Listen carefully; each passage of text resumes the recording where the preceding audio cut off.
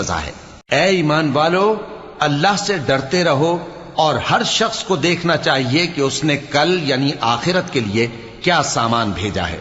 اور ہم پھر کہتے ہیں کہ اللہ سے ڈرتے رہو، بے شک اللہ تمہارے سب اعمال سے خبردار ہے۔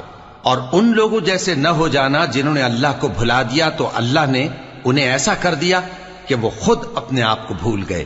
یہی لوگ ہیں نافرمان۔ اہل دوزخ اور اہل بہشت برابر نہیں، اہل بہشت ہی کامیابی حاصل کرنے والے ہیں۔ اگر ہم یہ قرآن کسی پہاڑ پر نازل کرتے تو تم اس کو دیکھتے کہ اللہ کے خوف سے دبا اور پھٹا جاتا ہے۔